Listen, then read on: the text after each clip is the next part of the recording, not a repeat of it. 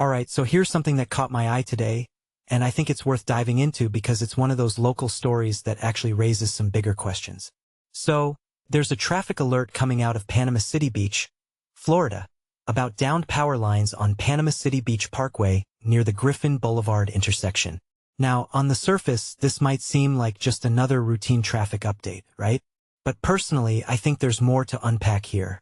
What makes this really interesting is how these kinds of incidents highlight the fragility of our infrastructure. I mean, downed power lines aren't just a nuisance. They're a safety hazard, a traffic nightmare, and a reminder of how vulnerable our systems can be to unexpected disruptions. From my perspective, this isn't just about one intersection in Florida. It's about the broader issue of aging infrastructure across the country. How often do we hear about these kinds of incidents? And what does it say about our preparedness for bigger challenges, like extreme weather events or long-term maintenance needs? One thing that immediately stands out is the timing of this alert. It's not like this happened during a major storm, at least there's no mention of that. So what caused the power lines to come down? Was it routine wear and tear, human error, or something else entirely? This raises a deeper question. Are we doing enough to inspect and maintain these critical systems before they fail? I think many people don't realize just how much of our daily lives depend on infrastructure that's often decades old. We take it for granted until something like this happens, and suddenly we're stuck in traffic, wondering why it took so long to address the issue.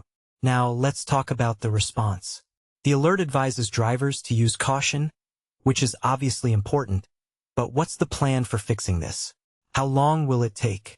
And who's responsible for coordinating the repairs?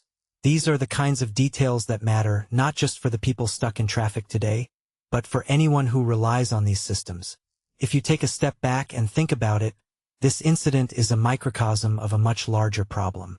We're constantly reacting to infrastructure failures instead of proactively addressing them. And that's not just a local issue, it's a national one. A detail I find fascinating is how quickly these situations can escalate. Downed power lines aren't just an inconvenience. They can lead to accidents, fires, or even outages. What this really suggests is that we need to be more vigilant about maintenance and more transparent about the state of our infrastructure. In my opinion, stories like this should spark conversations about investment in modernizing our systems. It's not just about fixing what's broken. It's about building resilience for the future. So, as we wrap this up, I'll leave you with this thought.